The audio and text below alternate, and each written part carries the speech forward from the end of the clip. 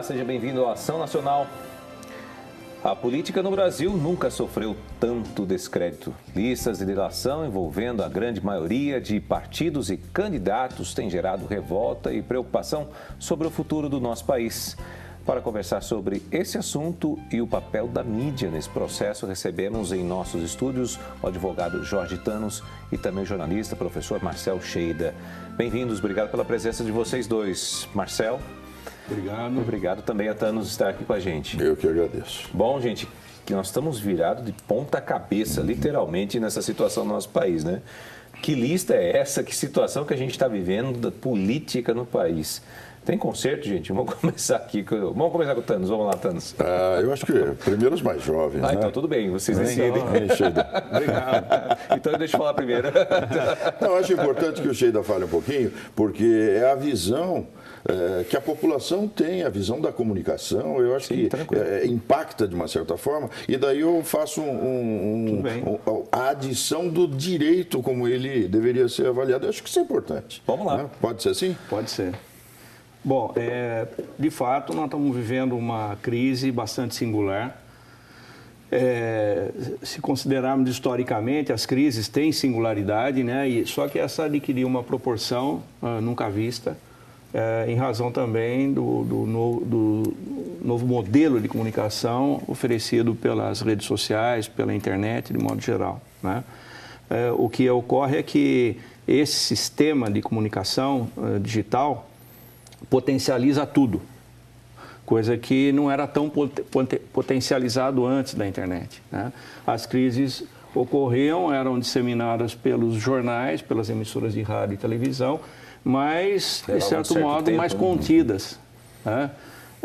Mas, mesmo assim, geravam efeitos, muitas vezes, drásticos, né? Se a gente pensar, por exemplo, a crise que se instala depois do governo Geisel para o governo Figueiredo, no final do regime militar, o Brasil passou uma situação muito delicada, extremamente crítica. Mas as pessoas ficavam sempre à parte, né, Cheida? Ninguém sabia exatamente o que estava acontecendo, né? Então, mas sabe o que acontece? E nem hoje. Ocorre que nós vivemos, o mundo político, e de modo geral, não é só no Brasil, vive uma contradição de, ao mesmo tempo, ele ser forjado na base dos lobbies, que são muito poderosos, e nos bastidores. Aquilo que a gente vê, por exemplo, numa sessão do Congresso, mesmo pela TV, aquilo lá é 10% do que já foi negociado no bastidor. Estou exagerando um pouco, né, porque a política se faz no bastidor, se faz na conversa, na boca pequena, né, onde as pessoas definem os seus interesses.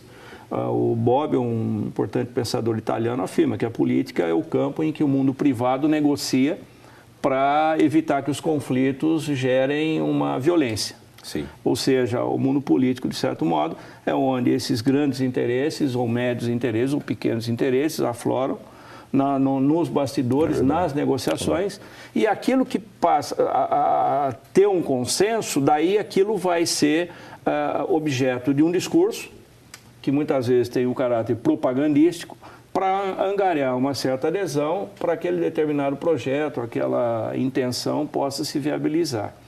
Ocorre que o mundo da internet está enfrentando isso aí, de algum modo, né? Hoje você tem muito mais pessoas, por exemplo, qualquer um tem um celular e pode gravar uma imagem, um político fazendo uma besteira em algum lugar. Uma né? foto. Mas aquela negociação de fundo é muito difícil você participar, o público participar. Se você verifica hoje essas propostas que ocorrem oferecidas pelo governo Temer, mesmo quem está conduzindo essas reformas não sabe ainda dizer o que é exatamente aquilo ali. Perfeito.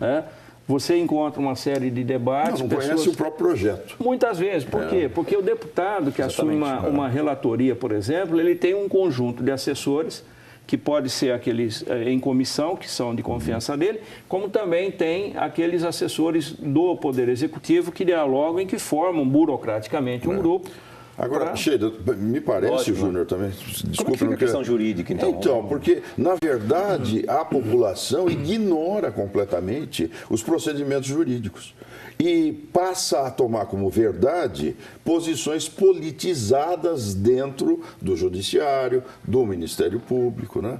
Hoje nós não podemos, por exemplo, fazer nenhuma crítica à Lava Jato nem ao juiz Moro.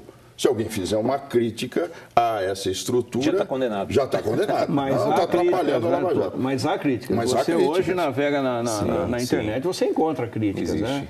Sheila, uma coisa só que eu pergunto a você, ao Júnior, enfim, a quem está aí nos assistindo, vendo essa discussão, quem conhece algum juiz fora o juiz Moro no Brasil hoje?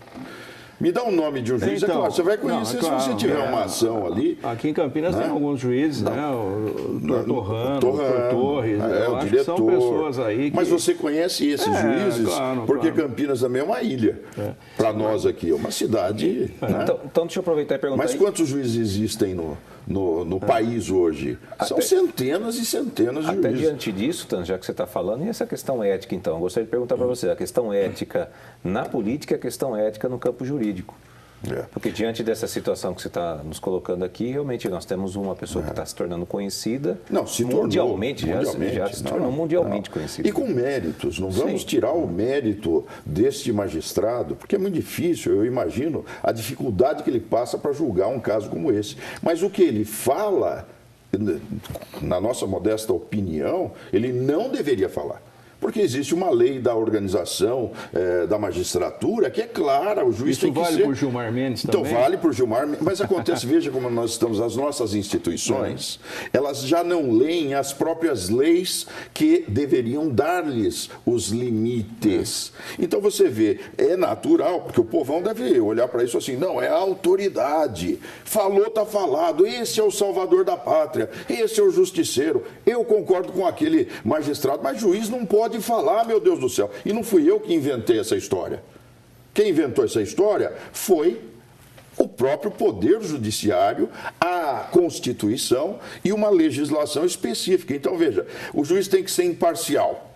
É uma das condições. Mas a partir do momento em que ele externa seu ponto de vista sobre o tema a ser julgado, ele já não é mais parcial. Porque você já sabe que ele irá condenar. Então, estou ferindo a ética? Está ferindo a ética. Com todo respeito a todos os magistrados, o juiz que fala pré-julga. O juiz que faz palestra sobre a causa, porque ele faz palestras. O próprio princípio da imparcialidade, então, do processo, do julgamento. Né? Mas, Sheila, você que é o homem da comunicação, você sabe muito bem que as coisas só vão ter repercussão lá na frente. Né? Tem agora, mas juridicamente, só lá na frente.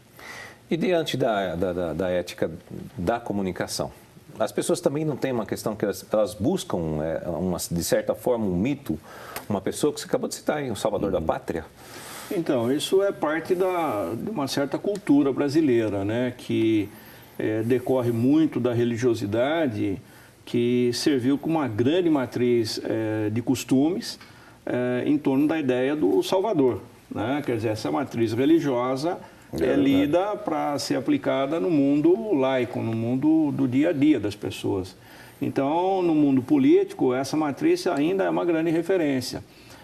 Ocorre que nós estamos vivendo uma situação muito crítica, porque nos últimos tempos, uma das grandes heranças dessas 3 últimas décadas aí, foi exatamente a eliminação das grandes escolas de formação de lideranças.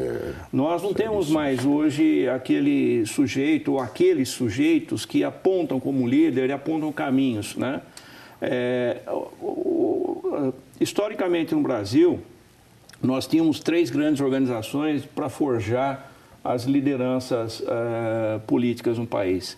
Uma delas era as organizações sindicais, né, que resultou até no Lula. Né?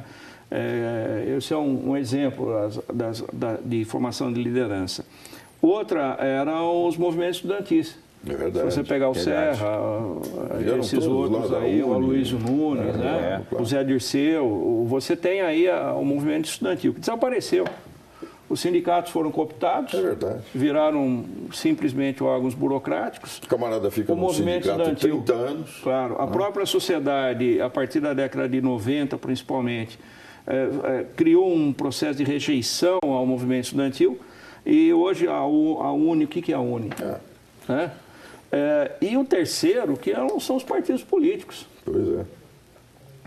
É claro que quando eu falo sindicato, eu também falo das corporações, como por exemplo a OAB, que sempre foi uma forjadora de liderança, a própria Ciesp, Fiesp, e depois tem os partidos políticos. Os partidos estão falidos. A herança que não nós temos da década de 80. Não, financeiramente, inclusive a gente está vendo que não, né? Milhões e... Está tranquilo. O que ocorre? Essa crise, para mim, se agrava em razão disso. Porque a sociedade brasileira hoje está com um sistema que, de certo modo, é constrangedor ao surgimento de lideranças. Por quê? Porque há um descrédito total nas instituições. E aqui eu queria fazer um comentário. Você tentar ser honesto, fica difícil, né? Você ser honesto. Fazermos aí uma relação entre linguagem, comunicação, né, e o campo ético-político. Hoje, é muito comum as pessoas, por exemplo, e aqui você fez esse comentário, dizerem que tudo é político. O político é a bandalha, o judiciário está politizado. E eu faço uma grande restrição a esse tipo de abordagem. Até mesmo os políticos, quando vão debater alguma coisa, acusam o outro de fazer política. Quer dizer, é uma contradição. É minha profissão. O que acontece? É uma demagogia, de fato. Porque tudo é política nesse aspecto. O Poder Judiciário é um poder político, o Poder Legislativo é um poder político e o Poder Executivo é um poder político. Mas tem o perfil. Mas aí que está, aí que entra. Mas o judiciário só existe em razão da política. Acontece que no Brasil, à medida em que o sujeito político se encaixa nesse costume da corrupção, que não é novo, que se encaixa nesse costume da corrupção, para a sobrevivência, ele passa a usar o termo político como algo degenerado. Porque, na verdade, o que acontece no judiciário não é a politização, é a partidarização, que é outra coisa. Que também isso é visível no Supremo. Porque o Supremo é indicado, o ministro é indicado por esse partido, por aquele, passa por sabatina no Senado, aquela coisa toda, mas na verdade você tem a expressão partidária no Supremo. Então tá bom, eu vou explicar isso daí no próximo bloco, nós vamos para um rápido intervalo. Já voltamos com a Ação Nacional, fique ligado.